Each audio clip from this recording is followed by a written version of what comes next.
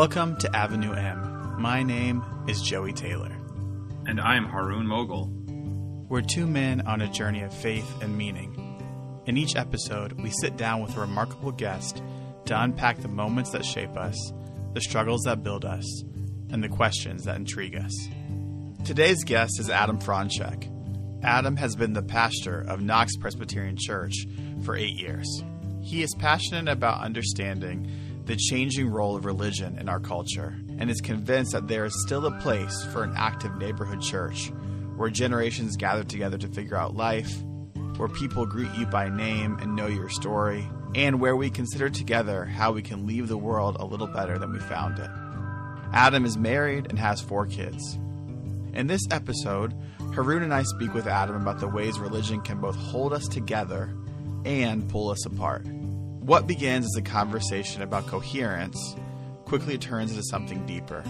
How faith, doubt, vocation, masculinity, and middle age collide in real life.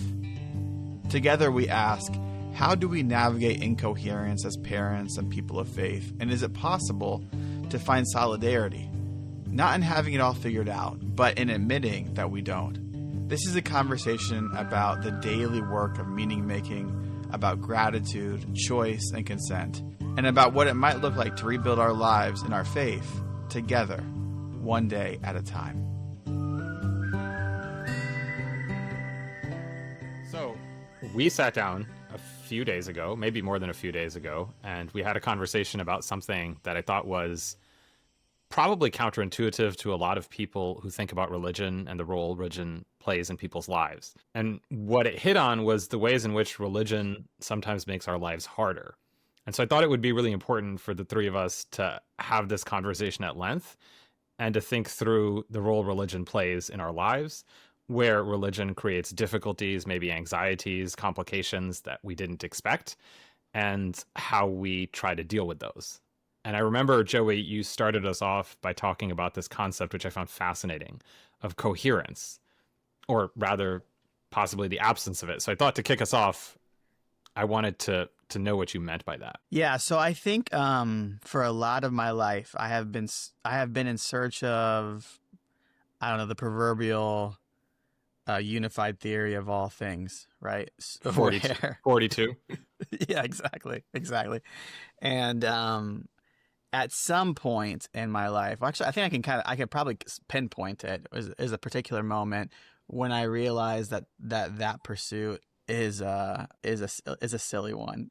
So, so I think I've often felt, I have different interests and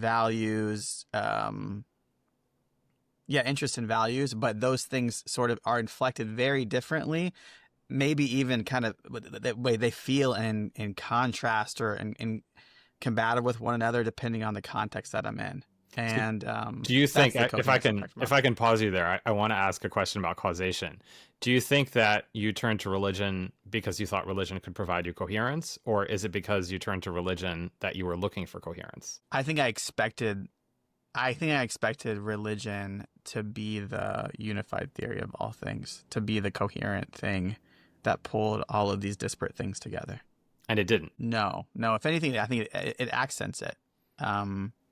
It accents it. Yeah. So religion made your life worse? I don't know if word. Less coherent, probably. Less coherent. Yeah. Especially, I think there are certain versions of religion or Christianity that I grew up in that had a very specific. It was coherent, but I think the more life experiences that you have, the more you have to wrestle with complexity. And Adam, when we were talking about the same topic, you talked about what it's like to be in a position of religious leadership and maybe the unexpected consequences of that, which I think it would be interesting to start with to know what that feels like. Well, I think that it is about this idea of incoherence. And I want to go back to what Joey was saying about that, because I think one of the, if there is a gift of religion in the midst of this talking about what is hard about religion, it's that I think religion is supposed to help us navigate incoherence, rather than find coherence. And the challenge, though, is that and the one that we were talking about the other day is the idea that if you are in a position as a religious leader in a community, then you are so often holding that space for other people, which is a good thing to do. But one has got to find places where you can get that community for yourself. So if I can ask you the same question I asked Joey, when you talk about navigating complexity and the role of religion in life, were you raised religious? Yeah, absolutely. I was raised in mostly in the Presbyterian church, which is still my home as a religious leader, and have been in this tradition most of my life. So when you decided to pursue religious leadership, to move in the direction that you're now in, what did you think your role was going to be? Like, what was your expectation?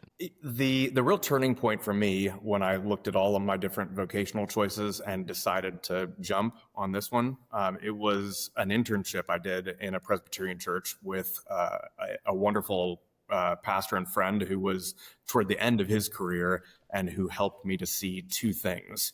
One, that ministry was interesting to me because you got to do a whole bunch of different things, and that's a different topic entirely. But the other one was that you can be a religious professional, a leader of a religious community, and also be a regular human being.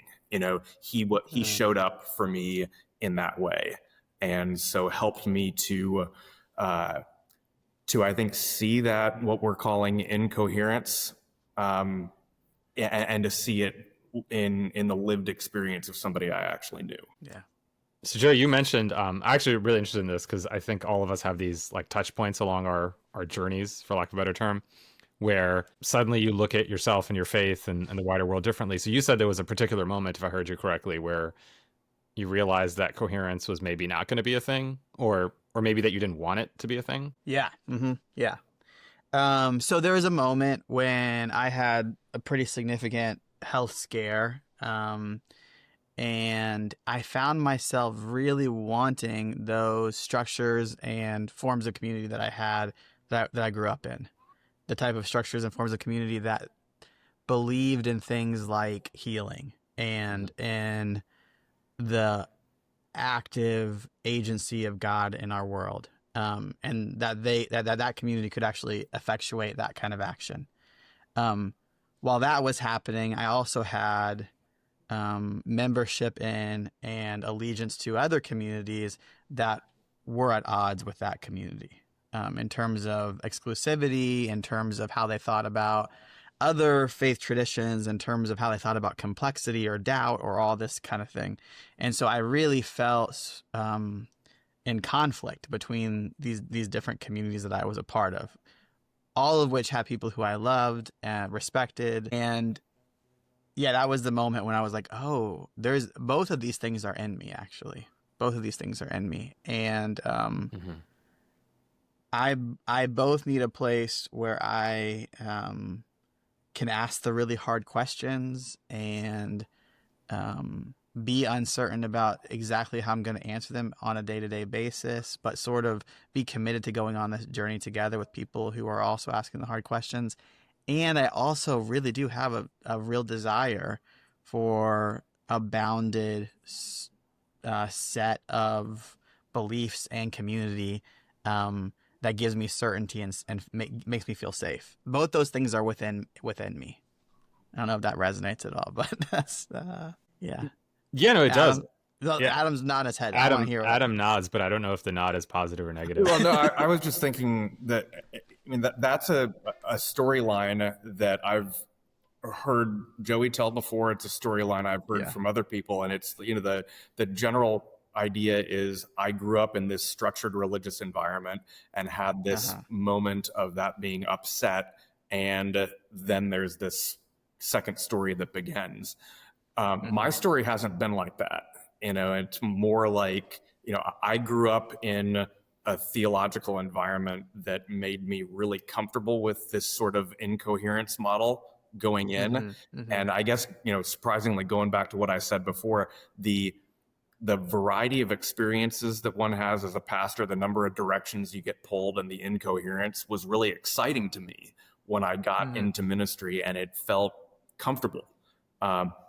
And as I have, 15, 20 years into ministry, started to layer other things into my life, like having to be a good husband and a good parent and take care of a home and worry about the ways that my body and my mind are starting to age and what I've accomplished and what I haven't. And, all of the different directions that I'm pulled are now really troubling to me, and I'm finding that like I long for, I'm not finding myself in a place where I feel like I have arrived in this comfort with incoherence, but where I'm really struggling. So if I'm hearing you correctly, I'm trying to understand that you liked the idea of incoherence when it was other people. Yeah. And then as we're getting older, I'm sure we're all around about the same age, inshallah. And now it's in your life. So then if it's in your life, go ahead. No, and that to me is what is really intriguing about this conversation, because what I feel, something that I've loved, and I've got a love-hate relationship with the part of your podcast that is inviting these people who seem to have something really figured out that they're going to share with the rest of us. And I've been, greatly blessed in my life to have the presence of, mentors and teachers who I feel like, have gone through the struggle that I am in and have made it to the other side and have something to teach. But my yearning at this stage in my life is to know that there's somebody else who's in it. Solidarity.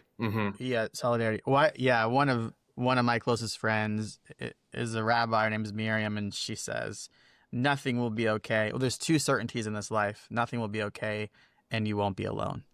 And I think that for me gives me a significant amount of consolation.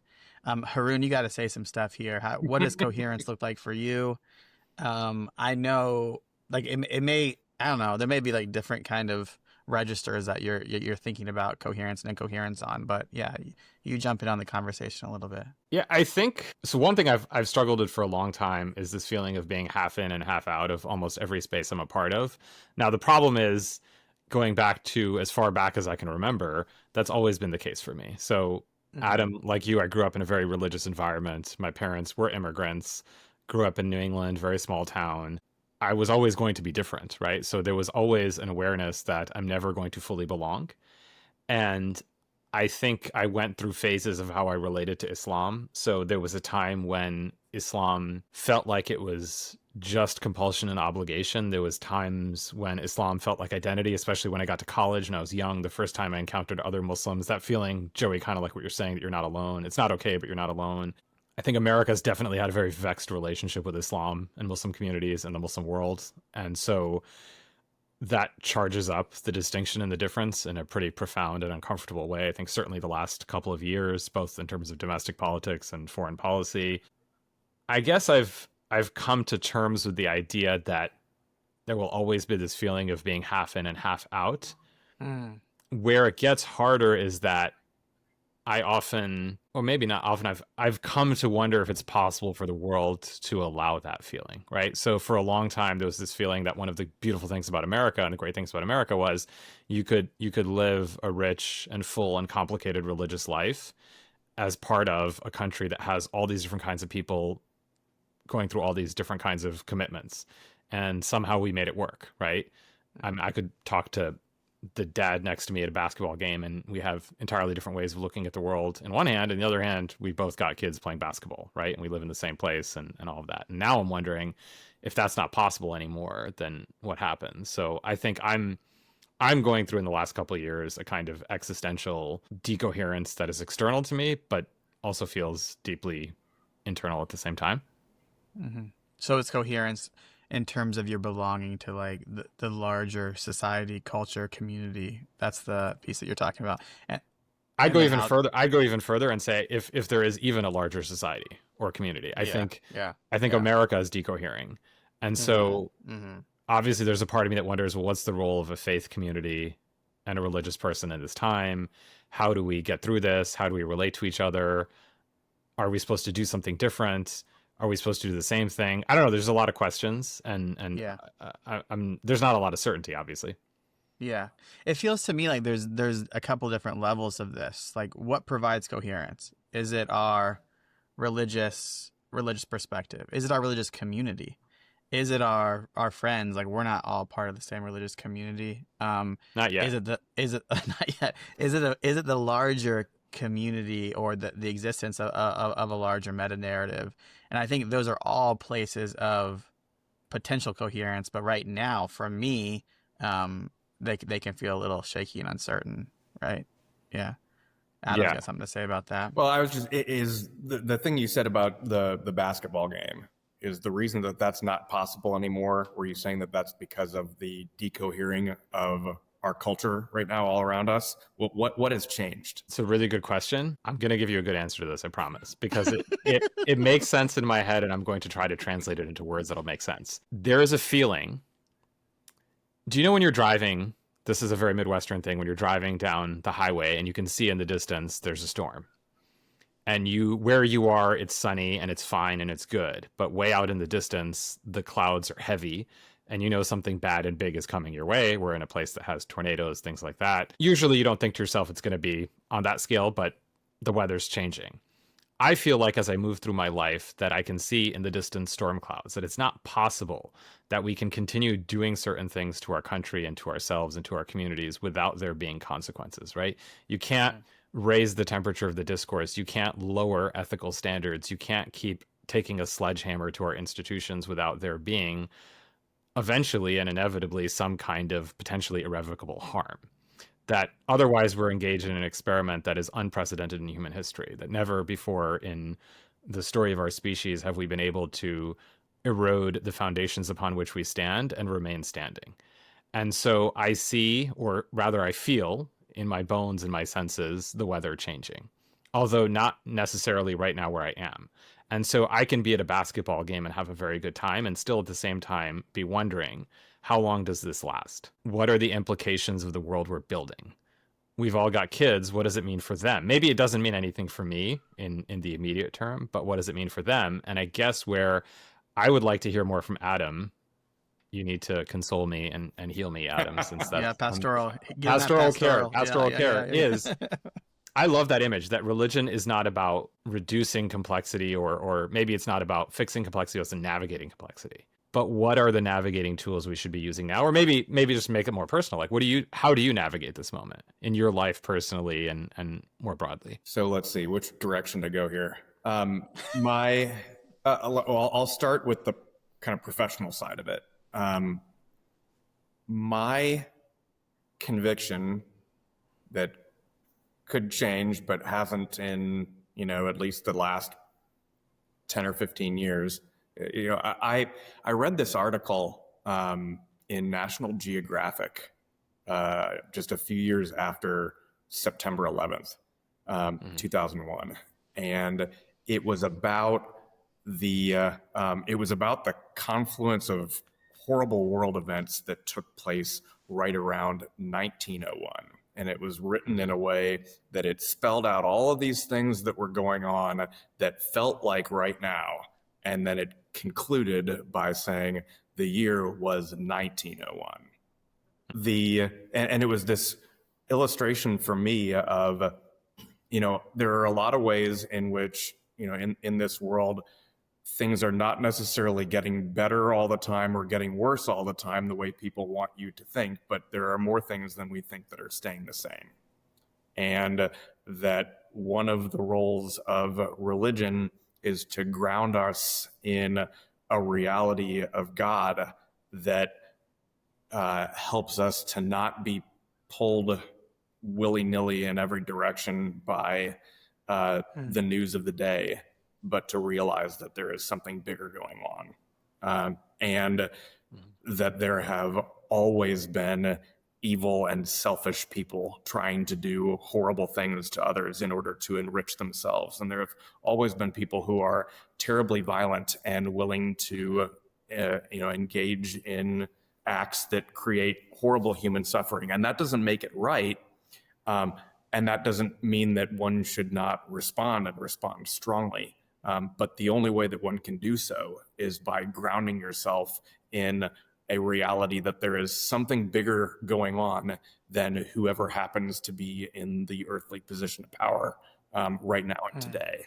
And that, I believe, is, you know, what our role is as faith leaders, is to ground people in that and not just to holler at whoever's in charge. I mean that I think that's the thing that, Adam, that I struggle to believe. I think that's what faith, that's how faith is hard for me, right? I mean, one of the people that we were both very affected by and influenced by is Walter Brueggemann, and he would talk about the fidelity of God, right? And how the sources of our hope, the sources of our meaning is something that God gifts to us and gives to us, and that there is the proverbial, as Martin Luther King would say, the arc of the universe that bends towards justice, right? And I struggle to believe that sometimes. Yeah, that's the struggle. Yeah, and I do too. I said what I just said. You know, it was good, I think, Corinne, that you asked for the sort of professional dimension of it and the personal dimension as well, because, you know, there are, if I take what I just said and make it personal, you know, there are the days when I'm really comfortable in that place because I, you know, woke up early and engaged in my discipline of, you know, centering myself and preparing myself for the day and reminding myself what my purpose is. And there are the days that I don't do that because I'm feeling so incoherent by the end of the day that I don't wake up early the next morning because I just pour myself a couple of big scotches before I go to bed and sit there and, you know, bemoan the universe. And that's what I mean about the, like, being in the middle of this, is that, you know, I'm not looking back over the course of my life right now and, you know, explaining to the people struggling with purpose in middle age, you know, how to get through this. I'm in it myself. And I think, you know, one of the roles of religion, and this maybe reacts to what, you know, Joey was just saying, is that, you know, we have a responsibility, you know, in my case, to get up on Sunday morning and tell people a better story than they're hearing anyplace else, so that they can keep going. And my reason for, you know, my friendship with you guys being as important as it is that sometimes I need to be in contexts where it is not my job to tell that story, but I can be real in community about the difficulty of telling that story, of having that responsibility, you know, at least every 7 days, and that I can get, you know, recharged for it by people who may be in a better place on any particular day than I am today. Yeah, I want to hear Haroon, but I just want to say I love the idea that something about your purpose is figuring out how to tell a better story. I think that's really compelling to me. Yeah, I think a few things jumped out that I'd love for us to keep talking about. The first is just what you do day to day. And I don't want to make this kind of an instrumental conversation, but it is really helpful for me. I'm sure a lot of people who are listening as well feel that sense of, how do I create coherence in my day? How do I make a day feel like it's meaningful and purposeful? Mm-hmm. The second thing, ironically, given what I first said, is right now, I believe I suffer from, and this is going to sound very arrogant, and I don't mean it to sound arrogant, but I feel like I suffer and we suffer from an excess of purpose. That there's almost so many things that we feel like we have to attend to and address and work towards, that it is exhausting. And that can include parenting, relationships with family, marriage, education, work, politics, civic obligations. We live in a world where we're constantly inundated, right? And so it's hard to turn it off, because many of the things that we probably would have to turn off are still pretty important. So it's not like I don't want to watch the news, but news is important, right? Doesn't mean it should be the focus and center of my day, but I need to know what's happening in the world. And then when I find out what's happening in the world, it's kind of like, dear God, why did I even read that? And then you ask yourself, well, what happens next, right?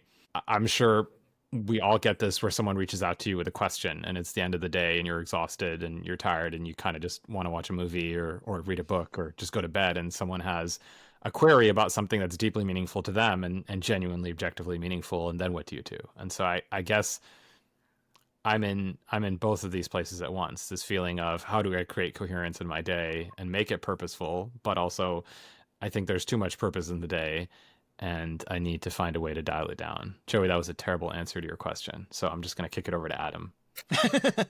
Sorry, also, Adam, you literally just said you wanted to be in this conversation not to have a pastoral role, and then I asked for you and then he's playing the pastor. Yeah. There's no escape. There's no escape. Wait, so what's the question again? This is your lot in life. There is no question. I'm just venting. I'm doing what you said. That's the value of this space. I'm saying I feel there's an example of decoherence. I feel two apparently contradictory things at once. That I want to make my life simpler because there's too many things going on. But also I want to find a way to create coherence so that I can deal with all the things that are going on. And I don't know which of the two I should lean towards. Okay. Yeah. Well, yeah. Here's what that got me thinking about. There's this, you were saying a lot of things about purpose. And I think on the way to feeling better about purpose is something that is very, fundamental to navigating middle age. At least I'm finding it helpful to think about. And it's the idea of choice. Because I think one of the things that goes on, you referenced it, all the different directions that you get pulled, and particularly in the cultural context, we're in, even if you're just in the breakfast cereal aisle, we live in a world that is just like way too much choice. And I think what happens in middle age is that choices start to be eliminated. Not breakfast cereal, but like big life choices start to get eliminated in ways that are really threatening. So if what I'm doing professionally doesn't work out, I'm not going to go back to medical school at this point, because that's not a good use of the time that I had left. And that wouldn't have been as true 10 or 15 years ago.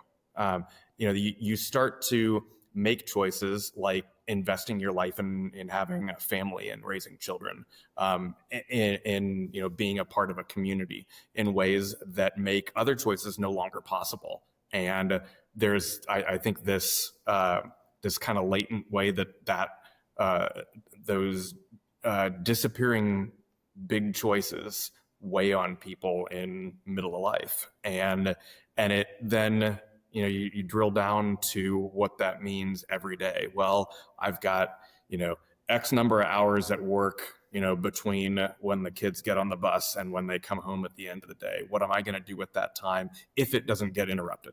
And that's like the next, concentric circle of, this difficulty with choice. If you want an example of kind of what I do to try to navigate that, it is that, when I reference like when I start the day well. So I've got this kind of recent story of, I was trying to reset and spend more time centering myself at the beginning of the day. And I had this really frustrating experience because I would wake up in the morning and I'd be like, I'm going to exercise and I'm going to read and I'm going to pray. And I'm going to, map out the things that I need to get done today so that I'm prepared. And I'm going to, I could go on. You can make your own list there. And I would try to do some of all of these things. And then I'd never get through all of them. And I would end up more frustrated because I woke up that hour earlier and failed at the first hour of my day. Right. And so I eventually had it took me an embarrassingly long time to figure out that each day that I can get myself up early, I need to pick one or maybe two of the things that I want to do and do them. And then whenever I know like the deadline is of when I need to go start waking up the kids, I spend the last 5 to 10 minutes of it giving thanks for what I did have an opportunity to do, instead of feeling awful about the things that I didn't do. And for me, that's the level setting for the day that says there are going to be lots of things that I don't get to. There are going to be lots of choices that I didn't make, whether they are, what I did in my 1 p.m. time slot today, or whether or not I, chose to do what I do professionally, but I have an opportunity to do the things that are on my plate and to be grateful for what I am able to do. And that to me seems to be most of the point. So gratitude is a big part of how you navigate the tension, I suppose, or the frustration. It doesn't solve everything, but it helps a lot of things. Yeah. I love that shift, like that reframe it to choice. I think a lot of my frustration with incoherence is when is the reality, or is the felt reality that I don't feel like I have choice, that I'm to have all these obligations that I don't actually have much choice to engage in. And I love the idea that you make a decision, you make a choice about within that first hour what it is you're going to focus on. It reminds me of the idea of confronting myself, other people with their freedom, right? And I think if I can do the thing where I say, yeah, I'm committed to being a dad, a husband, to doing this professional vocational thing, to being a community member, whatever, all these different things. But actually today I've chosen, I both am committed to doing it, but I also make a choice to be that today. It helps to reframe a lot of things for me, where I actually can choose not to do that stuff anymore. It is up to me whether or not I choose to do that stuff. Those things aren't actually thrust upon me. They are things that I can either willfully, mindfully choose to participate in, or I could always say no, that I'm not going to do that. But I love focusing that kind of idea, that phenomenon within the context of the first hour of your day. And for me, that implicitly means actually the way that I'm engaging with my whole day is like this. It says there's a bunch of shit I could be doing all day long, that I probably should be doing all day long, that I could feel bad about if I don't do all this stuff. But I'm going to make a decision about what I'm going to do. And then I'm going to be grateful really to God for the ability to be able to do what I was able to do today. I think there's something incredibly profound about that. Harun's not sure. No, I to the contrary, actually, I am more than sure. I am processing how to translate what I feel you've both said, which to me actually reveals how I wish I had been taught Islam, because and maybe my parents meant to, or actually did try to convey this. Also, I was a kid, so who knows what I was capable of understanding, but there was very much a conveyance of religion as a set of rituals and practices without necessarily an understanding of what underlay those, or what virtues or habits they were meant to cultivate. So what I want to spend some time on, which I think is really important, is I feel like between the two of you and within this conversation, we've landed on a definition of masculinity that I find very appealing. And it's somewhere between choice and obligation, or making the choice to embrace the obligation. And when guys especially are college age, they love philosophy, and you can have these 10-hour conversations about what are we really here for? And then at a certain point in your life, you're shut up and get a job, right? Nobody cares that much. How do you have this much time / energy to debate ridiculous things? And also, we know this. By the way, the podcast is literally that. This is what we're doing. We are, but in condensed format, and then we're monetizing it, so it's different. See, I turned the wandering mind into a career. But what I mean is, I think for me, the pivotal moments in my life was when I shifted from why me to why the hell not me. And what I mean is, so Joey, there's a tension, and actually in Adam, and what you both said about choice versus obligation, right? Because I can choose to be not a husband or not a parent, but that's basically saying I'm choosing to be a horrible and terrible and ridiculous human being, right? Yeah. But I think I guess what I'm trying to say is that if the relationship to the divine is about obligation alone, then we're not framing it around who are we trying to become or what are we trying to become. And if it's around gratitude, it's interesting, in the Islamic tradition, the word kufr or kafir, which is erroneously translated as infidel, actually means someone who denies something they know to be true. And the opposite of a kafir is not a believer, it's a shakir, someone who's grateful. With the point being that the point that God is making is that, look, you're here, I made you. You don't actually have a choice in this. Your real choice is, do you want to embrace this or do you want to reject this? This is where you are. This is where I put you. This is how I made you. What are you going to do with it? Are you going to turn inwards and collapse in on yourself? Or are you going to lash out and be mean-spirited towards others, envious and jealous and avaricious and all of those things? Or are you going to make something out of yourself, of the pieces I've given you with the people who are around you? And I think to me, that gives me a lot of nourishment. I think that gives me a lot of strength. And I liked hearing it from both of you that even making that choice on a daily basis is like a small way of reconstructing yourself. And actually, I'll go further and say that if we don't daily construct ourselves, we start to deconstruct and we fall apart. And I think that's the funny thing, is that masculinity is often framed as strength, but I actually see it as a kind of weakness, right? That not in the sense that we lack for something, but that if we're not constantly working at it, it falls apart pretty quickly. Yeah, it's a fragile thing. It is. It's a construction and it's a choice. And I like that, because I totally hear you, Adam. You're like, you have all these things you're going to do. And then, you spend like an hour doom scrolling on your phone and you're like, well, there goes that. Right. But it's even just a voice in your head that's like, okay, I got to make something out of this. And if I can do this much, maybe that's all I meant to do. Right. I don't know. Does that resonate, Joey? Because you mentioned that moment. I'm trying to get back to that moment too, where you mentioned where you changed how you saw religion. So what is different between Joey now and that Joey?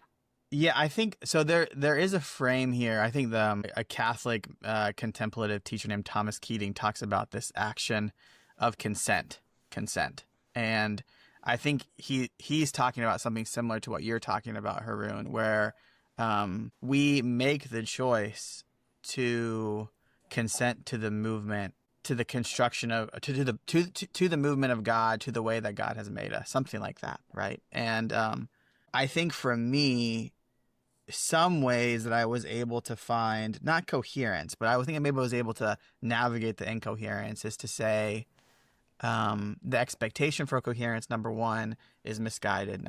So that's the first thing, and number two, even still, I am going to try my best within the context of community, folks like you, to believe that there is something here that is working for the good of the world and for the good of me. And I'm going to try to consent to that. And that always is going to border on, I don't know, cheap grace or impact, like passivity or something like that. But I think for me, I have to believe there is some type of source of all that is working towards the good of everything. Without that without that belief that I keep coming back to try to believe, I think the incoherence will overtake me. Boom, boom. That's Adam. I'm looking at you, Adam. You gotta save us from ourselves. No, I was. I don't know if I'm answering any of the questions, but I loved it that you, Haroon, took it to like, what's the resource in our faith tradition that supports this? I think the one that I draw upon that I don't think gets talked about enough in the landscape of American Christianity, instead of these sort of, quick fix or prosperity gospel or how to, make yourself better ideas and that some people sometimes draw out of scripture. I love this, this kind of unsung chapter in the Gospel of Matthew, chapter 9, where you get sort of a day in the life of Jesus. And he's constantly getting pulled in all of these different directions in all of these little vignettes that last no longer than 5 or 6 verses. And they're interspersed with these places where he tries to go off and get some time to pray. And so you sort of see, like you're talking about, that he doesn't resolve this. He doesn't get rid of the choice, or he doesn't get rid of the pulling in lots of different directions. But you see that in the one we are called to follow, the same thing is going on. And he's doing the best that he can to take care of his own spirit while he balances the directions in which he's pulled. And the other thing that I was kind of, stirring around in my mind, trying to figure out if it was connected. It is, Joey, when I compare my story to yours, and when I think about you as this great storyteller and this teacher of storytelling, who, we talk about the hero's journey and the idea of sure. Every day Frodo Baggins, until one day, and then after that everything else was different, and I feel like I'm the place where I find myself now is I'm still waiting for my until one day. Ooh. And I'm not exactly sure what to do with that. And I really loved, Haroon, what you said about the kind of, well, why not me? Because I think in some ways that connection between, this sort of idea of giving yourself some grace and accepting your responsibility in the world is in that, well, why not me? The sponsor for this episode is the Brueggemann Center for Dialogue at Xavier University here in Cincinnati. The Brueggemann Center is dedicated to deepening understanding across faiths and promoting systemic change. You can learn more about the Brueggemann Center and Xavier University in the show notes. Now, back to our conversation. So if I can, I want to push on this point here, and we started with this a little bit, and I'm going to take a page from.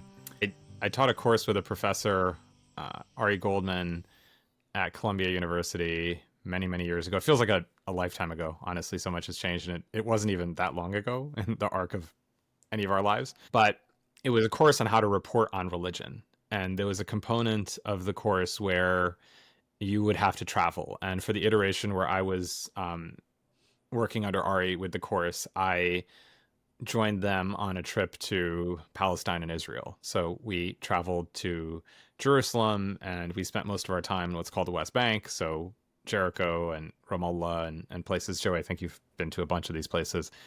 And Ari had this fascinating exercise to provoke the students. And many of them, by the way, although they were all, of course, interested in religion or just wanted a trip where they could say they did some international correspondent work. I'm not really entirely sure, but they had some interest in religion. Some of them were religious, some raised religious, what have you. And he would ask them at the end of the trip, at the beginning of the trip and the end of the trip, if you weren't the religion you were, what religion would you be? And partially it was an exercise in trying to understand how religion appeared to you and what appealed to you. So I'm going to ask you both that question. If you could be, and I know, Adam, if this part gets you fired, we can make it, Joey, we'll start a subscription service, and then this part will be behind the paywall. I'll let you go first, Joey, as Adam thinks about. If you want to hear the rest of this, as Adam thinks about the next chapter in his life. Maybe it's medical school. We're not sure. Yeah. I mean, the other religion that I've spent the most time with in my life is definitely Islam, for sure. So that is the easy answer for me. I just want to make sure that that's the truth even now. And I'm not just succumbing to the pressure of being friends with you, Haroon. So I didn't know my friendship created so many pressures. I don't know if I should be proud of myself or worried about myself. There's something about the aesthetic of Islam that's always been really appealing to me. The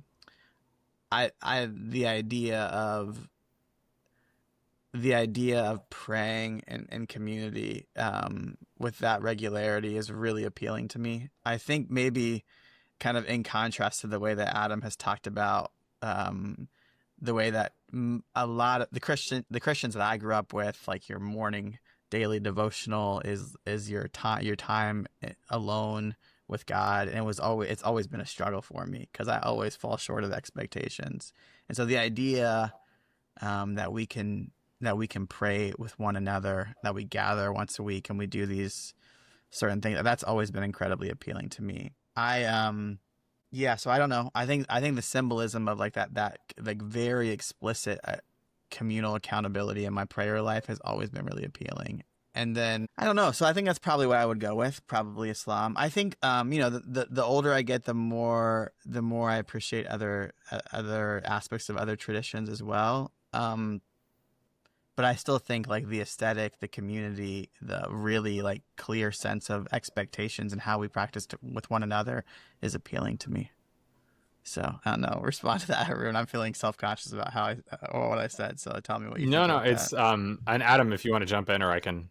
No, you go ahead and react first. I'm still trying to decide how not to lose my job.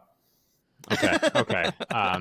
And by the way, I know a lot of mosques that would really pay a lot of money for a pastor who spoke English competently. Now I'm going to get fired. See what happened there, Adam? I was trying to reassure you, and I got myself in trouble. No, we have lots of imams who speak English very well, but not enough. I'm just going to say. And with a name like yours, I think you'll go far until you get to the checkpoint at the airport. But I'm actually going to say, so I actually shared my answer on that trip when we were I think we were in Jericho, and we had gone to the northern part of Palestine where there is the Church of the Loaves and Fishes, I want to say. Mm-hmm. I'm going to mess this up, so I apologize in advance if I'm messing it up. And there was a monastery there. And I find Christian monastic life really beautiful. Yeah. And actually next year, inshallah, I'm speaking at Glastonbury Abbey, which is outside of Boston. And they told me, you're welcome to stay for a couple days if you like, just to kind of have that time to yourself. And I do find that really beautiful. I find the monasticism, the ability to, and obviously it's not everyone, but for those who do that, who so keenly pursue that life, that devotion utterly and completely to being in communion with the divine, to be really appealing and genuinely something, especially in the world we now live in, where it feels so much more overwhelming, right? Where you feel like you can't get a minute free. I think that's one. And the second is something I really admire about a lot of Christian institutions in the US is their dedication to service. So as an example, our son is looking at high schools. Well, we're also looking at high schools for him. And Cincinnati being Cincinnati, there's a lot of Catholic schools that have a reputation. And I still find it incredible that I think it was 2 weeks ago I sat down for Shadow Day. I mean, he was on the Shadow Day. I was at the parents program at St. Xavier. And I thought to myself how wild this is, that probably the vast majority of the parents there were Catholic. They obviously knew I was not Catholic. And yet there was at no point was I ever made to feel uncomfortable. And it was clear this is a Catholic institution. There's certain expectations of the students, but they genuinely, the people we spoke to, really wanted to serve all these students, right? And I think there's something really incredible about that, especially when kind of going back to what Adam was saying, when we look at what's happening in the world and some of the kind of selfishness and meanness, and when I say mean, almost like stinginess of our morality and our compassion, that these institutions have existed for decades, even centuries, that really genuinely take it as their point to serve people and to try to help people. And here I can point to a lot of such institutions, from hospitals to universities, where people will heal people and empower people different than themselves who believe things that even contradict what they believe, and do it wholeheartedly. And that's really something really profound. Yeah. Adam, how's that job looking? Yeah, I love what you guys both shared, and I'm going to try not to be redundant, so I'll go a different direction. And I'm also going to try to live, what I was talking about before, and say, the thing that I really love about the faith community that I serve is that nobody's going to fire me for anything that I'm about to say, because I would love.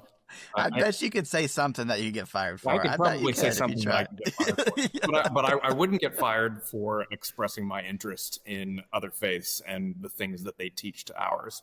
And I think that, what you all have said about, what you both have said about service, and what you both have said about, the kind of fundamental quality of daily ritual is really enticing, and it's present in all major world religions, right? I mean, there are practitioners in all of our faiths who do these things, and other people who don't, and there are ways of practice within all of them. So I could say that Islam is attractive, or that Buddhism is attractive because of a particular set of daily practices. But I could get that in my own tradition too, if I wanted to take, as Haroon was saying, daily hours kind of worship seriously. It's just about the choices that we make again, right? The different direction that I'll go is, we all share in common Simranjeet Singh as a friend, and that's how I met you, Haroon. And I'll just, talk about the quality of Sikhism for a moment that I love, and that he writes about in really powerful ways. That, every day when I get up and I put my turban on before I leave the house, I know that I am a representative of my faith, and a representative of what I believe, and of God's presence in the world. And I believe that, having that experience of walking around with that symbol of God's presence in your life is something that is, on the one hand, very enticing to me, and the other hand, I can see the threat of it. I've had periods in my career where I wore a clergy collar, during larger portions of the day, and had both the good and the bad pressure that went along with that visible identifier of my faith out in public.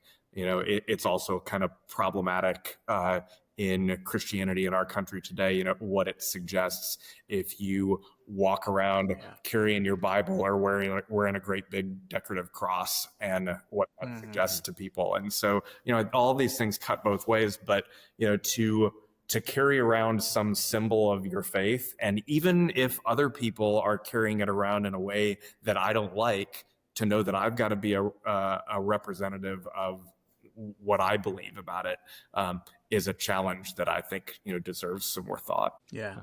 So can I ask the natural follow-up, or perhaps natural to me, and I'll go back in the same order. So Joey, then what then makes you commit to being Christian day in and day out, with all the difficulty, all the struggles that come with a life of faith, or I guess really just any kind of life? Yeah. I think there are two things that come to mind immediately. I think the first thing is that I have had and continue to have what I would describe as experiences of Christ. So that's in my daily contemplative practice. That's in the ways that when I was sick, people showed up for me. That's and those kind of things. When you say experiences, I don't mean to interrupt, but what does that mean? So I don't know. I mean, I talked about Thomas Keating a little bit. I think there's this. This is how I would kind of make sense of it. But I think there's this presence there, not a literal voice, but a presence of what I would consider Christ in my prayer life that gives me not definitive answers or absolute direction, but there is this real, I think solidarity is a good word, that in my searching, in my navigating, in my uncertainty, in my vulnerability, in my precarity, that's where I feel the presence of Christ with me. So that's a really meaningful thing for me. So I think that's a big part of it. The other thing is that I'm just endlessly taken by the ethic, the moral approach of Jesus, especially in the Sermon on the Mount. And I think I really want to believe things like enemy love, laying down your life for your brother, for your neighbor, even for people who you disagree with, actually can transform the world. And so I think those are the two things that really keep me coming back to the Jesus stuff. Yeah. Adam, you go next, because this one, in theory, should not cost you your job. Unless he says, actually. No, I'll again try to not be redundant and build. I have no reason to leave my faith tradition if I am being a good practitioner of it, because I can look to moments of prayer, moments of presence and community in my life where Christianity and the Christian story has meant a profound amount to me, and where I truly have a sense of the divine. The additional thing I'll say, though, is that this is the choice I made, and not only because it's a tradition that I was born into, but because I made an active choice to be a practitioner of it. And I think, again, to go back to that great relationship you pointed out between choice and obligation, I can bemoan the things that I don't like about the way that the culture looks at my faith tradition and the practitioners of it or symbols or representations that I don't like. But I've got an obligation to, study and pray and be a part of this tradition in a way that I feel like is authentic to following Christ. And I'm not going to find anything better than that by trying a different tradition. And I, in many ways, the you make that practical, put it on the ground. Like, on my days when I'm feeling discouraged, I look at some of the diminishing presence or the divisiveness in the American church or in religious congregations generally. And I see, you know what, I could walk away from this and do something different. And nobody would really, in the grand scheme of things, nobody would know that I'm gone. I also believe that there is an amazing cumulative effect of good in terms of, taking care of people who are hungry, who are suffering, who are, advocating on their behalf, doing all the little things that even the smallest neighborhood churches do on a week in and week out basis that make the world a better place. And especially as, there are threats to a lot of those kind of social protections in the culture around us, that cumulative role of all of the neighborhood churches in the world, I think is in many ways as important as ever. And so I'm not going to really do any good by trying to walk away from the choice that I've made. That's cool. I like that. Haroon, why the heck are you still a Muslim? What's going on with that, man? It's been such an easy life. Everything's really just repeatedly works out for us as Muslims in the world. No, I think for me, it's interesting that in now, the idea, the intimacy of prayer, the sense that there's no veil between the human being and our creator, that directness and immediacy, that God is in nothing and in no place and in no time, but available to each and all at all places and all times, is something I don't just grasp conceptually, but Joey, sort of, as you had said, I feel it viscerally. And it's something my wife actually pointed out to me that, now I'm middle-aged, right? It's hard to stay asleep sometimes. And I make that really just the temptation of a Coke Zero sometimes. And then, I had it at 4 p.m. and there goes my entire night, right? Because masculinity at this age is about vulnerability, at least to caffeine. So, and then I wake up and she said, well, maybe that's a time to pray. And there's actually this Muslim tradition that the nighttime is one of the esteemed times in which to pray. And that sense of connection, I don't know how I would function without that. I think the person of the Prophet Muhammad, peace be upon him, is, to me, there's a deep sense of admiration, respect, and even love there. And for me, that was foundational to keeping me Muslim. As you could probably tell from earlier, I was always intrigued by Christianity. I grew up in New England, which was, and I suppose is, very Catholic in many parts, and really admired and was intrigued by a lot of what my Catholic friends had, and really did find myself caught between spaces. And one of the reasons I stayed or came back to being Muslim was the person of the Prophet Muhammad, because otherwise I would have to effectively conclude that he was lying about who he was. His life is, quite historically documented for all kinds of different reasons to do with, when and where he lived and what happened after him. And I think the third thing that always intrigues and appeals me is the sense of confidence that comes with it. And I said it flippantly about how easy it is to be a Muslim, but I think it's really remarkable to me that I can meet people, whether here in suburban Cincinnati or on the other side of the world, and feel an incredible sense of almost cosmic connection and brotherhood and sisterhood. And we were in Uzbekistan a few weeks ago, and it's a country that was behind the Iron Curtain for decades and went through all kinds of brutality and hardship. And took a group of about 30 or so Muslims, many from Cincinnati, and over people would say, oh, this feels like where I grew up or where my family comes from. And yet it wouldn't make sense that it would, other than the incredible power and richness of that connection to divine tradition that, makes you feel like there's something bigger. Yeah. That resonates with me for sure. Yeah. Okay, so I think we're just about out of time here. Adam, Haroon, and I prepared a closing, so get ready for this. All right. All right.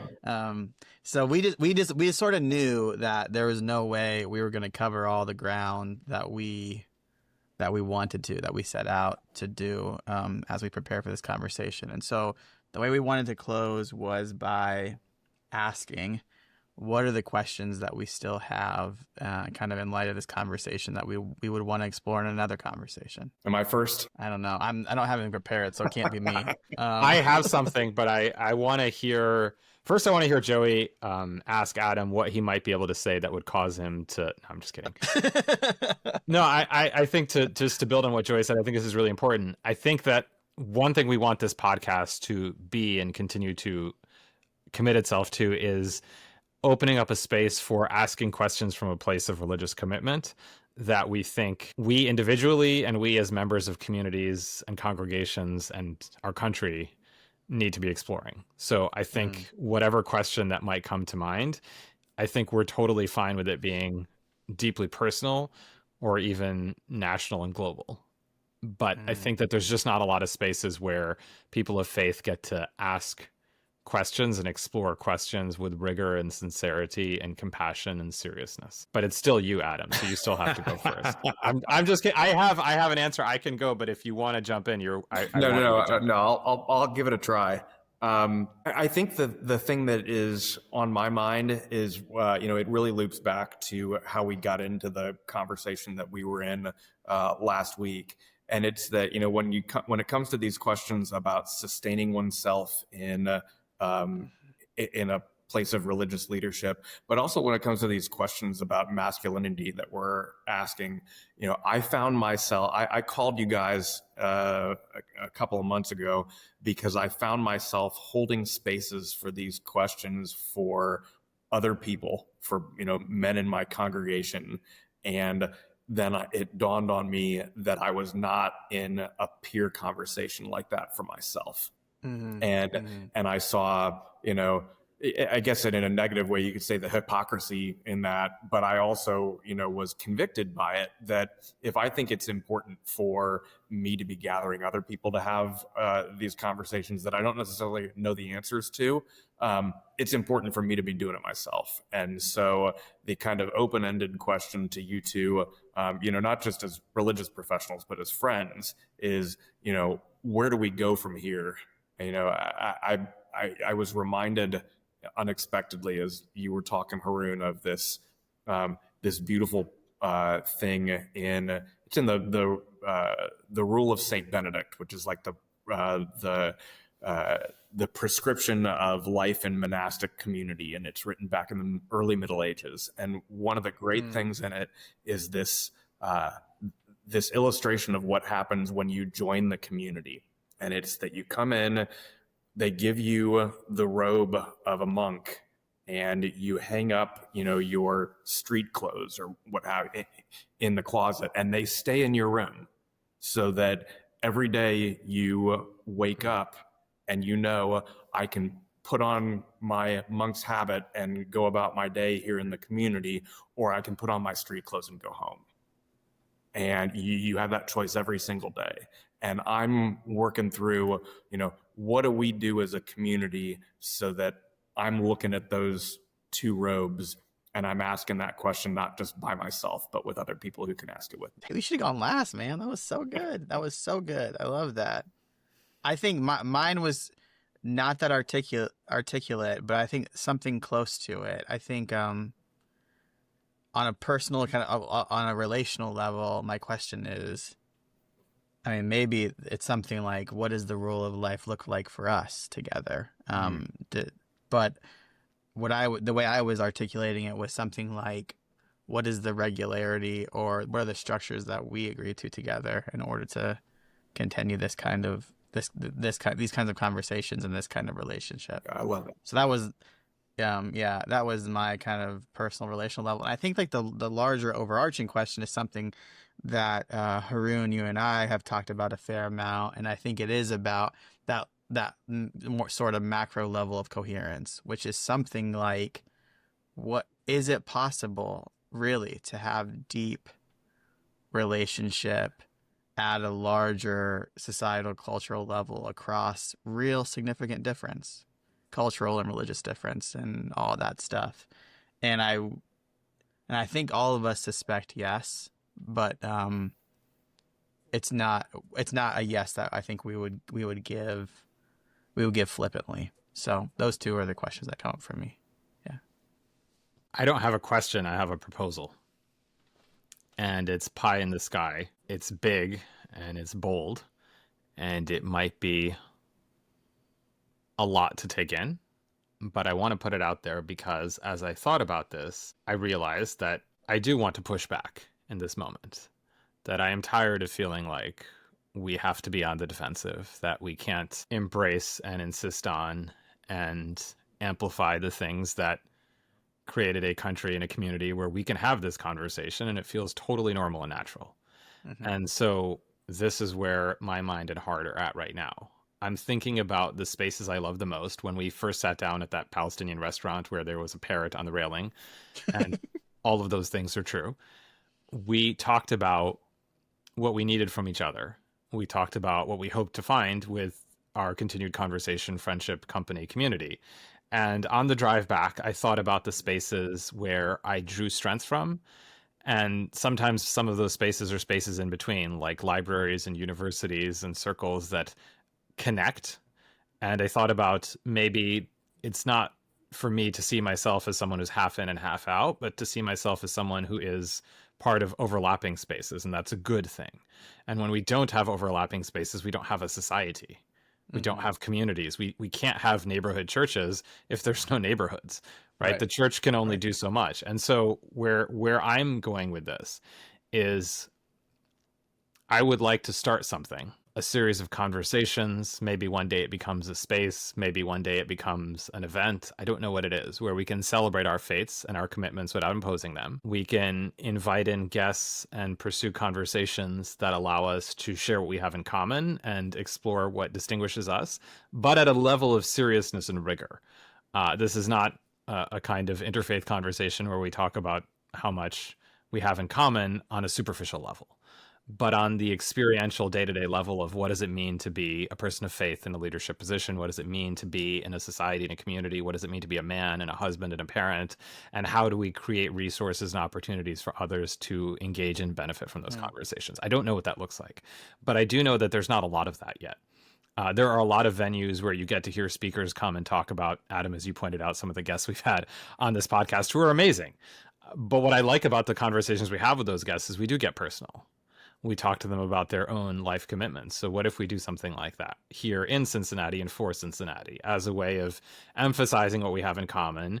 And let's be honest, building what it is we all kind of want and need from ourselves and for ourselves, but also as a way of saying that we're not okay with an environment where this gets tugged apart. And that's not to say that that replaces our own conversation with each other, which I hope is regular and continued and nice and relaxing and rejuvenating, but as a way of also drawing people in thoughtfully and meaningfully. Because sometimes when we ask questions together, we come up with better answers and we find ways to help each other get to where we need to be. And again, in those spaces, we can wear different hats or different turbans as they may be. That, Adam, you don't have to be in that space in a pastoral role, right? Like, obviously it's part of who you are and it should be part of the conversation, but it doesn't have to be that you're being asked to do that. I don't have to be in there and tell you what 2 billion Muslims think about everything in the way that CNN often would want me to do. But just to bring our full selves while acknowledging that these are very much ongoing works in progress. So that's where I'm at. Haroon, why not us? Yeah, why not us? Yeah. I mean, I can think of a few reasons, but I think that, but that's it. That's it. It's why not us. It's not why not me. It's why not us. Right. I like that. I like that a lot. That maybe we need those spaces in between, because the in between is not necessarily, I mean, it's not at all a problem, right? Like, it's actually necessary. Yeah. And connecting not taking ourselves too seriously about here, but also connecting, the personal piece of this to the more public one. The thing I loved when we were having lunch last week was when Joey said, I started this podcast so I could hang out with Haroon. And, I'm in the same place. It's worked. We call each other way too often. Yeah, for real. Sometimes I make up an excuse like, Joey, I don't understand how to use AirPods. Yeah. And my then wife I was was constantly like, you're talking to Haroon again? Oh my gosh. So that's what it is. It's, That's beautiful. I think, I don't know if this is the last, maybe this is the last word. Haroon, I keep thinking about this idea that we reconstruct ourselves on a daily basis, that masculinity is a fragile concept. It's a fragile construct. And I think I would be really interested in talking about what does it look like for me not to have to construct myself on a daily basis by myself, like for us to do that together. Thanks for listening, and thanks to Zach Swellbar for recording our theme music. If you enjoyed this episode, please don't forget to like and subscribe, and let us know what questions we should be asking and who else we should be talking to.